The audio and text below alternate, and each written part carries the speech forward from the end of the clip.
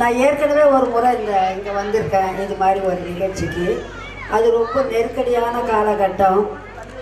ஆனால் அன்றைக்கி நான் வந்து குழந்தைகள் நிகழ்ச்சியை பார்த்த உடனே என் நெருக்கடியெல்லாம் மறந்து போச்சு. எனக்கு ரொம்ப மகிழ்ச்சியாக இருந்தேன். அதே போல் தான் இன்றைக்கி ஒரு மனநிலையில் நான் இருந்தேன். குழந்தைகள் நிகழ்ச்சியெல்லாம் பார்த்து மழலை சொல் மாறாமல் அந்த குழந்தைங்கள்லாம் அவங்க எல்லா நிகழ்ச்சியும் நடத்துது.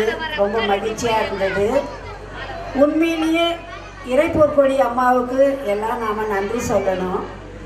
இப்படி தொடர் முயற்சியாக தமிழ்நாட்டில் தமிழை வலியுறுத்தி மொழி தாய்மொழி தான் முக்கியம், நமக்கு அதுதான் நம்ம மேலோங்க செய்யும் என்பதை வலியுறுத்தி இப்படி ஒரு பள்ளியை 33 ஆண்டுகள் நடத்துகிறார்கள் என்றால் இது சாதாரண செயலில்லை.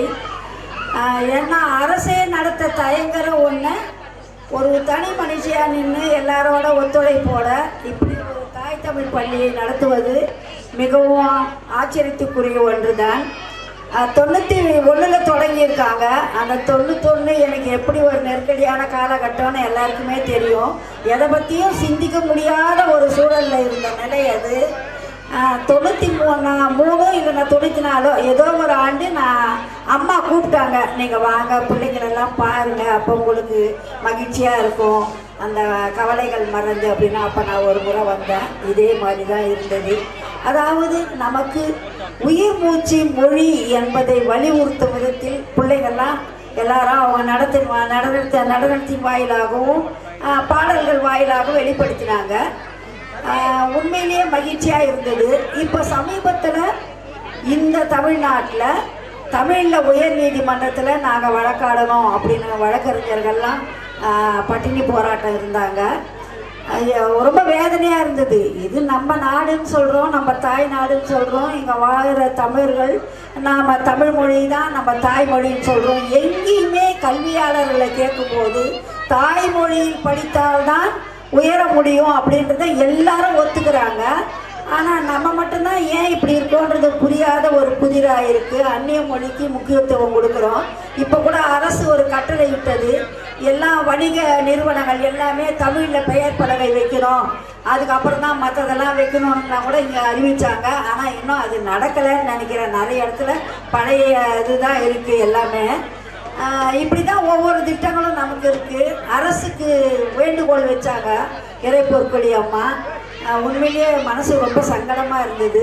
ஒரு தமிழ்நாட்டில் தமிழ் வழி கல்விக்கு ஐயா நீங்கள் உதவி செய்யணும் அப்படின்னு கேட்குற நிலை இருக்குது இங்கே அப்படின்றதே ரொம்ப வேதனைக்குரியதாக இருக்குது. இருந்தாலும் அதெல்லாம் முதல்வர் கவனிப்பார் அப்படின்னு நானும் நம்புகிறேன். அவர் இப்போ பரபரப்பாக இருப்பார். பரபரப்பு நீங்கின உடனே கவனிப்பார். அம்மாவோட கோரிக்கையை ஏற்று இந்த தாய் தமிழ் பள்ளிக்கு உதவி செய்வார் அப்படின்னு நான் நம்பிக்கை வைக்கிறேன். இந்த நிகழ்ச்சியில் நான் ஒரு இடைசருகல், அதை நான் சொல்லிடுறேன் உங்களுக்கு. தமிழில் சொன்னால் உங்களுக்கு புரியும்னு நினைக்கிறேன். ஏன்னா இந்த நிகழ்ச்சியை பார்க்கணுன்றதுக்கு நான் இன்றைக்கி திடீர்னு வந்தேன். அதனால் இங்கே பேசக்கூடிய வாய்ப்பு கொடுத்துருக்காங்க.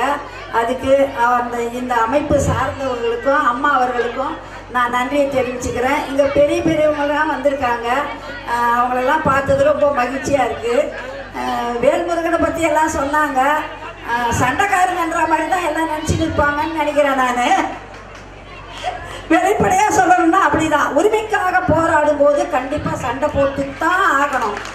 அதில் எந்த மாற்று கருத்துக்கும் இடம் இல்லை. நம்ம கெஞ்சினாலோ கொஞ்ச நாளோ எதுவும் கிடைக்காது. நம்ம உரிமையை நாம் சண்டை போட்டு தான் பெற்றாகணும். அந்த நிலை தான் இருக்குது. அதனால் அவர் சண்டைக்காரர்ன்றதுனால கொஞ்சம் பிடிக்கும், வேறு ஒன்றும் இல்லை. ஏன்னா நான் சண்டைக்காரி இல்லை, எங்கே போனாலும் சண்டை தானே நமக்கு. அதனால் நியாயமான கோரிக்கை தான். நியாயமாக நாம் வாழக்கூடிய நமக்கு தேவையான எண்ணங்களுக்காக தான் நாம் போராடுறோம். எல்லாம் சொன்னாங்க டோல்கேட்டு அப்படின்னு எல்லாம் செய்தார். கொஞ்சம் பயந்தாங்க. ஆனால் இப்போ வேறு செய்திகள்லாம் வரும்போது நமக்கே கொஞ்சம் பயமாக இருக்குது.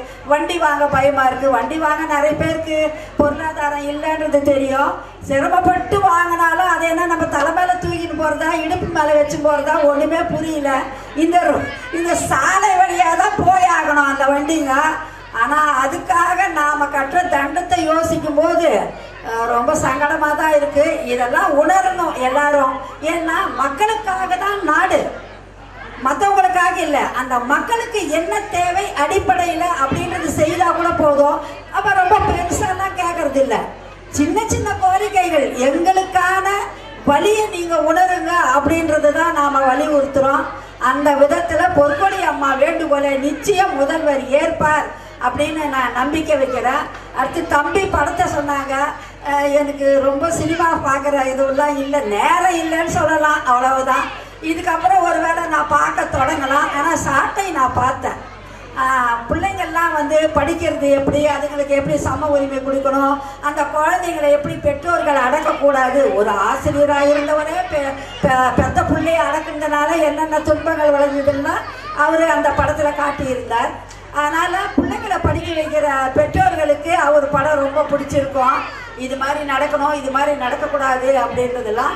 ஆனால் மொழி இன பற்றோட படம் எடுத்து அவர் வெற்றி பெறாருன்றது எனக்கு ரொம்ப மகிழ்ச்சியாக இருக்குது, ஆச்சரியமாகவும் இருக்குது.